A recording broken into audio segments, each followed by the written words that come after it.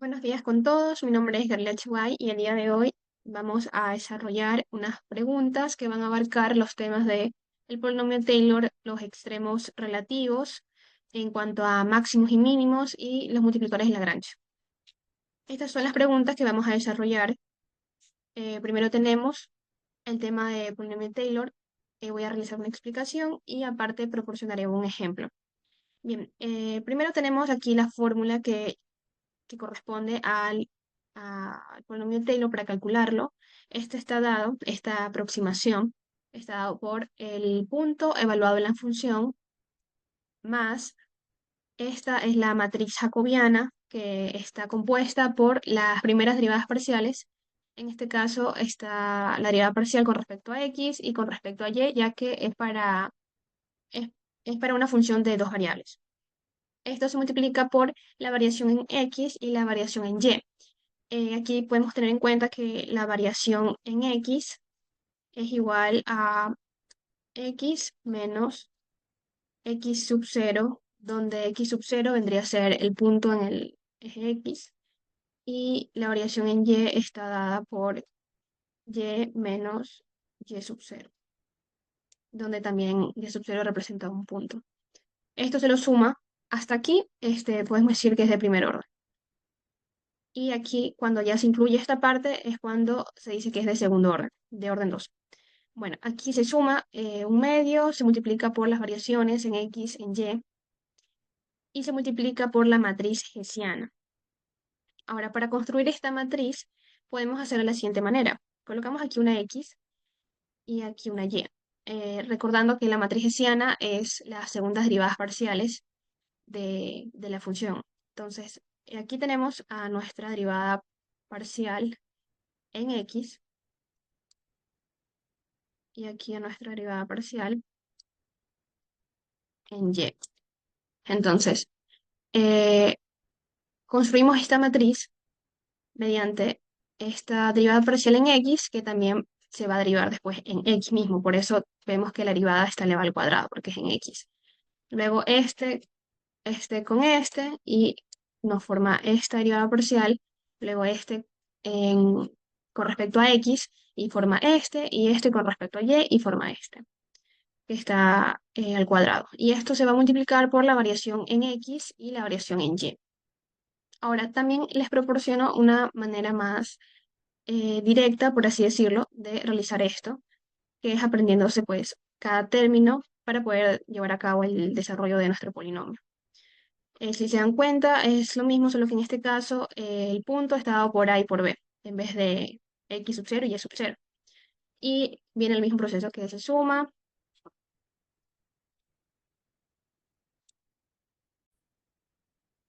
Así que podemos observar que tiene la misma estructura, también cuenta con las primeras derivadas parciales y sus segundas derivadas parciales. Entonces, es una otra forma de considerar hacer el polinomio de Taylor. Para esto, ahora se presenta el polinomio Taylor asimismo en segundo orden, pero esta vez vamos a realizarlo con tres variables. Para esto se emplea esta fórmula que cumple la misma dinámica. Primero se evalúa en el punto. Aquí ya como son tres variables, pues van a haber tres ejes, de las x, y, z. Aquí encontramos nuestra matriz jacobiana, que previamente ya la había explicado.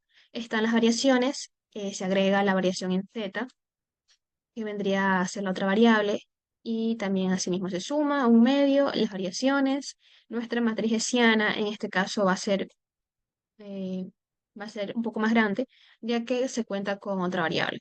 Entonces, para construir esta matriz, realizamos el mismo procedimiento. Podemos poner aquí las x, y z para guiarnos y tener aquí que aquí se deriva con respecto a x, aquí con respecto a y aquí con respecto a z. Por tanto, construimos nuestra matriz de esta forma. eh, Tenemos aquí la derivada parcial con respecto a x en x. Entonces va a quedar de esta forma. Luego la primera derivada parcial con respecto a x se va a derivar con respecto a y. Para esta forma en la que está escrito, primero se realiza de derecha a izquierda la derivación. Por eso primero se realiza la derivada con respecto a x y luego con respecto a y, que es la parte de la columna de las y. Acá es la derivada con respecto a x y luego se deriva con respecto a z. Tenemos aquí que queda de esta forma. Lo mismo se realiza aquí. En este caso ya vendría a ser las derivadas con respecto a y, que se va a derivar primero con respecto a x. Es decir, se realiza la derivación con respecto a y y luego con respecto a x, porque se lee de derecha a izquierda cuando se escribe de esta forma. Y se realiza el mismo procedimiento con este, con este, con este y con este y con este, teniendo en cuenta que todos luego se evalúan en el punto, en nuestra coordenada. Y esto se multiplica por las variaciones en x, en y y en z. Aquí también les proporciono una manera más directa de realizarlo. Sin embargo, aquí ya se incluyen muchos más términos que podrían confundirnos. Entonces, igual deberíamos tener en consideración, ¿no? Que cumple lo mismo, de que se evalúa en el punto, se evalúa en el punto, se sacan las primeras derivadas parciales y luego las segundas derivadas parciales, y todo. Aquí, por ejemplo, podemos ver que aquí usa, este es el delta x, que yo les había comentado que era igual a x menos x sub 0, que vendría a ser el punto. En este caso, el punto está dado por a, b y c. Bien, ahora podemos desarrollar nuestro ejercicio propuesto. Nos dice que sea esta función dada por Euler elevado a x menos 1 al cuadrado por coseno de y de z. Escribamos la fórmula de Taylor de segundo orden en este punto. Y con este resultado vamos a aproximar esta función en estas coordenadas. Entonces, para ello, primero vamos a sacar nuestras derivadas parciales de primer orden. En sí vamos a resolver primero esta parte de aquí, que son las primeras derivadas parciales, y luego vamos a resolver las segundas derivadas parciales. Entonces, estas son las primeras derivadas parciales. Se deriva con respecto a x esta función, nos queda esta es la derivada, y luego nos queda de esta manera más simplificada. Se realiza lo mismo con respecto a y, derivamos con respecto a y, es decir, vamos a tener esta parte, se toma como una constante, ya que estamos derivando con respecto a y. Y por eso nos queda de esta forma. Nos queda de esta forma, y simplificándolo nos queda así. Y lo mismo se realiza la derivación con respecto a z, que está aquí. Entonces, esta parte se sigue tomando como constante, queda igual. Ya simplemente derivamos la parte de aquí, que la derivada vendría a ser menos seno. Aquí está el negativo, seno, se copia lo mismo que está en su interior y se deriva por regla de la cadena lo que está adentro. Si estamos derivando con respecto a z, entonces y queda como una constante, por eso podemos observar que nos queda aquí la y. Bien, ahora luego de sacar nuestras primeras derivadas parciales, que es con respecto a x, a y y a z, entonces podemos evaluar estas derivadas en el punto que nos proporciona el ejercicio, que es en el 1,0,0. Entonces, evaluándolo en esta función que obtuvimos de la derivada, nos queda que en la derivada parcial con respecto a x nos da 0, con respecto a y nos da 0 y con respecto a z nos da 0. Esto es simplemente evaluar. Ahora, aquí tenemos las derivadas parciales, pero ahora son las segundas derivadas parciales. Es decir, este es para construir nuestra matriz hessiana. Entonces, la derivación que teníamos aquí con respecto a x, vamos a volver a derivar esto, vamos a derivar con respecto a x. Es decir, vamos a tener que considerar que considerar esta parte y esto queda como constante. Por eso podemos observar que esta parte queda constante y aquí se deriva, como se están multiplicando estos dos términos, entonces es una derivación tomando en cuenta que se está multiplicando. Es decir, primero se deriva esta parte, se coloca lo mismo, más, se coloca esta parte y se deriva el otro término, que es lo que podemos observar aquí. Ahora, esta misma función, esta misma derivada con respecto a x, ahora la vamos a derivar con respecto a y, como pueden observar aquí. Cuando está de esta forma, en cambio, el orden para derivar va de izquierda a derecha. va de izquierda a derecha. O sea, primero se realiza la derivada con respecto a x y luego se la vuelve a derivar con respecto a x. Aquí tenemos ya la derivada con respecto a x y luego se la deriva con respecto a y. Esta misma función. Esta misma función con respecto a x se la vuelve a derivar, se la vuelve a derivar con respecto a y con respecto a z. Y nos da estas expresiones, como pueden observar. Y ahora ya terminamos de derivar con respecto a x.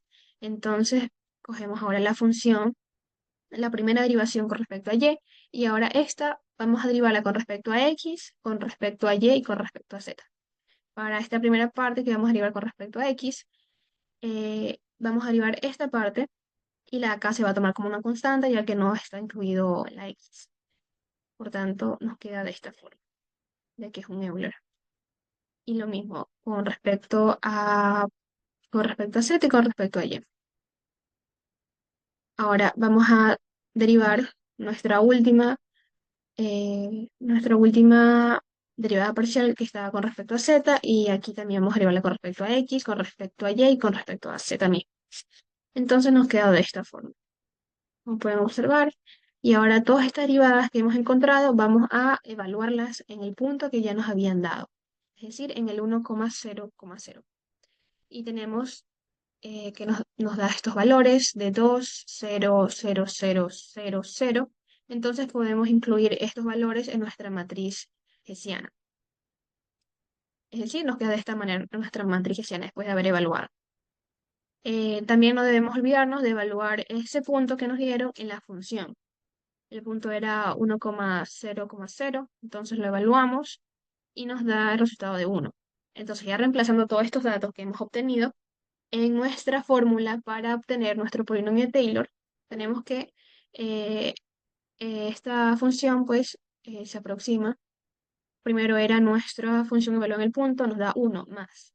Aquí era nuestra matriz jacobiana, que está dada por las primeras derivadas parciales. Es decir, estas, que son las primeras derivadas parciales, están dadas por 0,0000. Por eso está 0,00.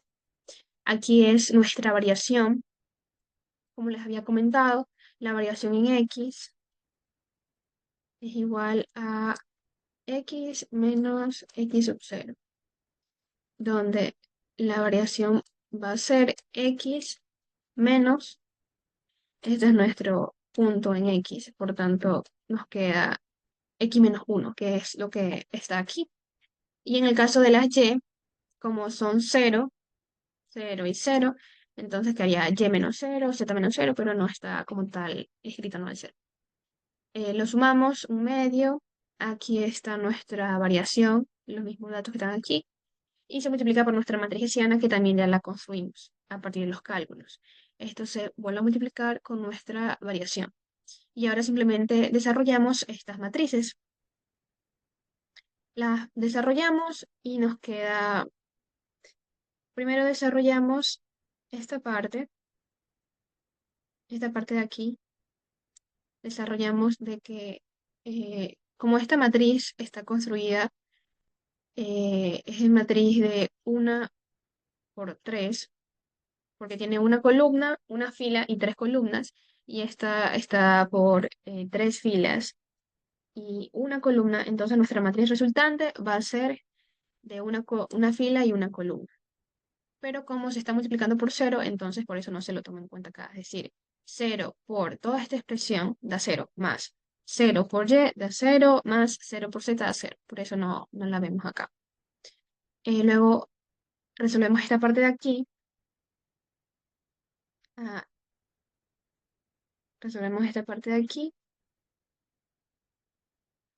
Bueno, copiamos los mismos valores que están arriba y resolvemos las otras matrices.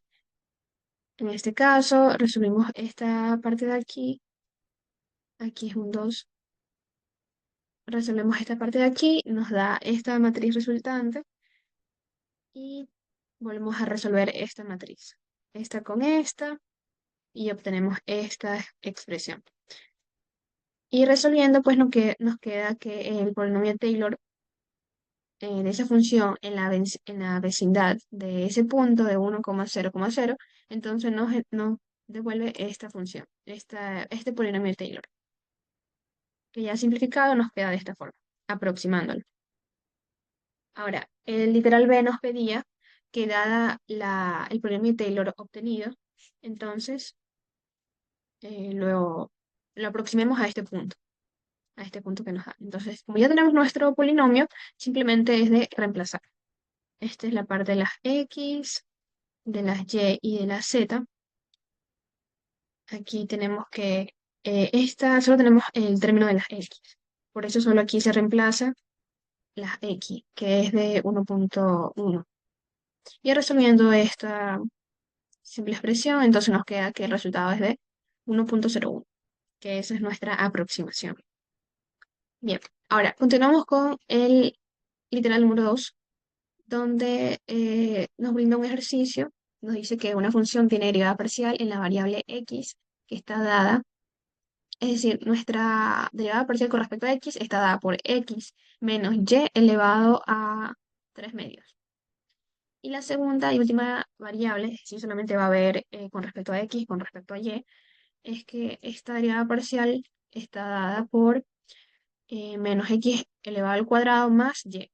Entonces hay que determinar sus puntos críticos.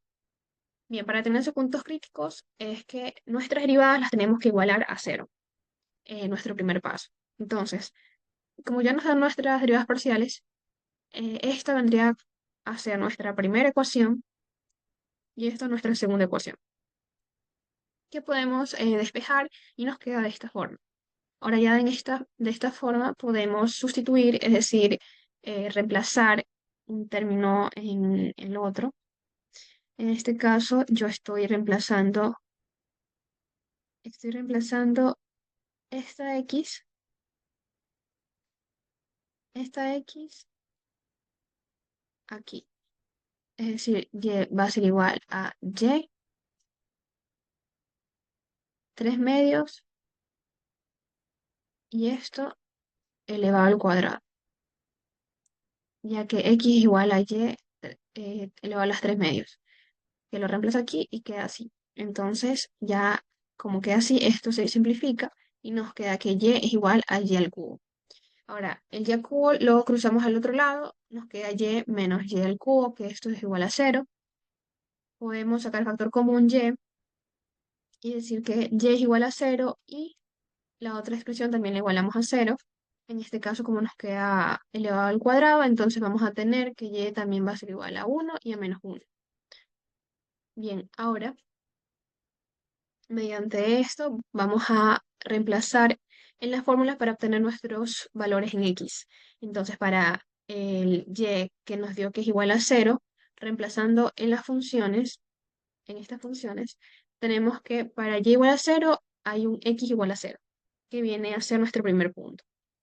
Para Y igual a 1, reemplazando en la función, nos da que va a haber un Y igual a menos 1,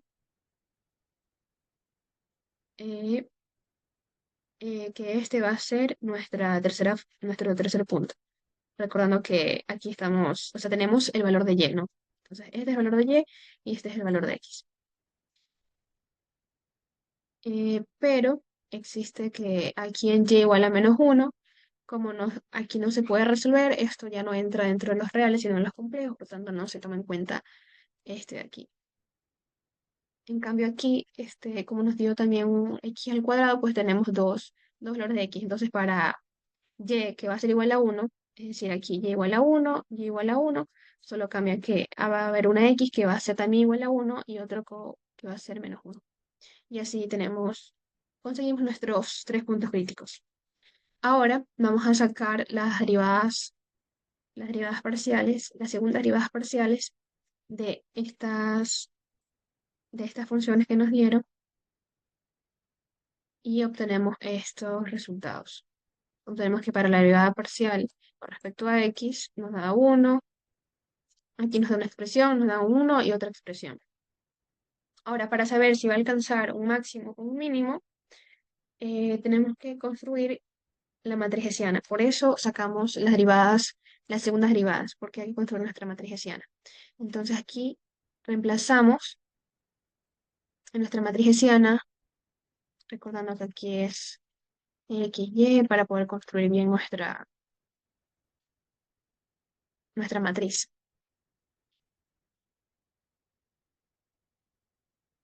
Bien, entonces una vez que recopilamos nuestras segundas derivadas parciales, esto lo evaluamos en el primer punto crítico que obtuvimos, que es el 0,0.